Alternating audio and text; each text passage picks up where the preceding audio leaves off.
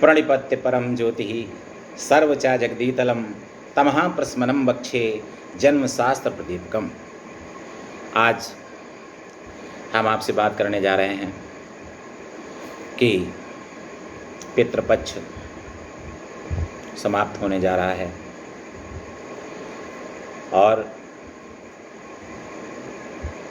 कल के बाद से 7 तारीख से शारदीय नवरात्रि का प्रारंभ होना है।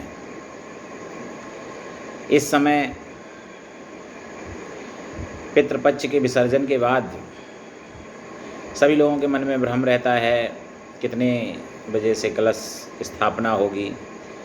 इस समय माँ अम्बा ब्राह्मबा भगवती वृषभारूढ़ हैं कि सिंहारूढ़ हैं कि गजारूढ़ हैं, किस पर बैठी हुई हैं और किस तरह से पूजा करनी है, मैं सूक्ष्म में बताना चाहूँगा।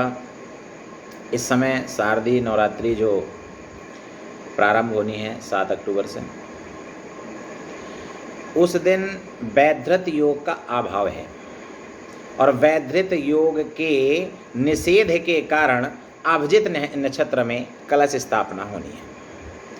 अभिजित नक्षत्र 11:37 से प्रारंभ होगा और 12:23 तक रहेगा।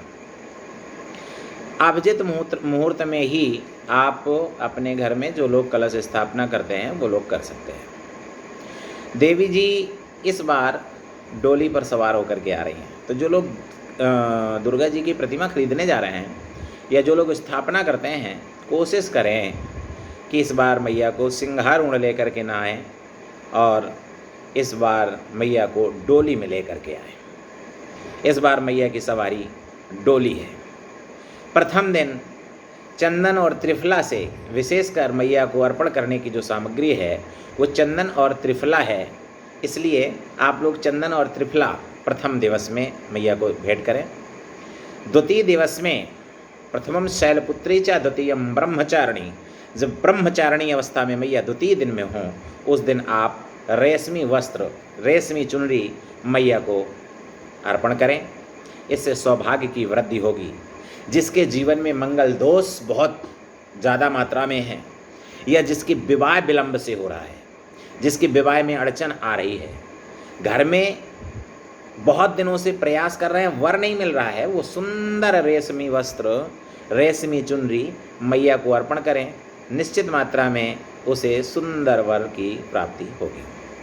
तृतीय दिवस में मैया को सिंदूर, लाल सिंदूर अर्पण करें। इसके बाद चतुर्थ दिवस जब कुष्मांडा देवी का व्रत हो, उस दिन आप दूध, दही, घी, शहद ऐसे जो पंचामृत हैं, पंचामृत से देवी को पंचामृत अर्पण करने से निरोगता उत्पन्न होगी। जिसके घर में बहुत लंबी बीमारी चल रही है, बीमारी से छुटकारा नहीं मिल रहा है, परेशान चल रहे हैं, उनके लिए विशेष फलदायी रहेगा जो पंचामृत। और पंचामृत है कौन? पयो, दधि, घृतम, मधु और शर्करा, ये पंचामृत हैं।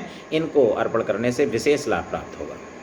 और जो 5वां दिन होगा उस दिन मैया को दिव्य आभूषणम अंगराशः, उस दिन मैया को अंगरास अर्थात अंगराग या आभूषण आप मैया को अर्पण करेंगे। इससे अपने घर की दरिद्रता नष्ट होगी।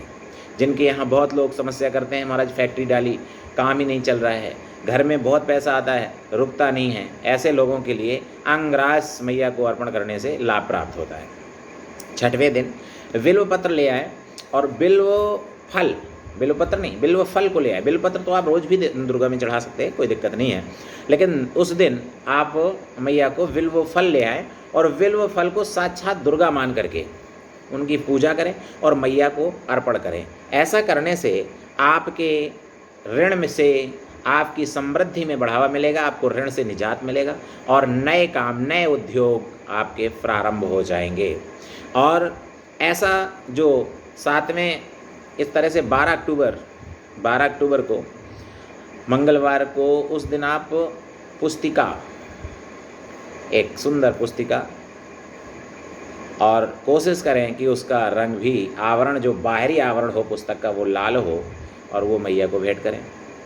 और सरस्वती के निमित्त भी आप अर्पण कर सकते हैं।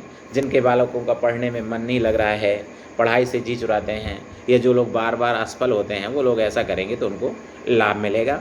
13 अक्टूबर जो बुधवार का दिन है, उस दिन महाअष्टमी होगी, और महाअष्टमी में मैया का आप षोडशोपचार पूजन करके किसी ब्राह्मण को बुला करके आप हवन करवाएं, विधिवत हवन करवाएं, जिससे निश्चित मात्रा में ये शारदीय नवरात्रि विशेषकर ये किन किन राशियों को कैसा फल देगी, ये भी मैं अगली वीडियो में आपको बताऊंगा।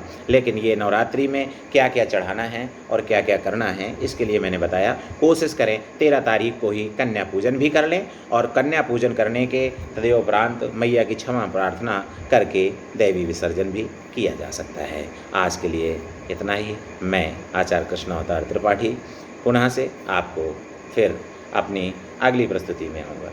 श्री राधे।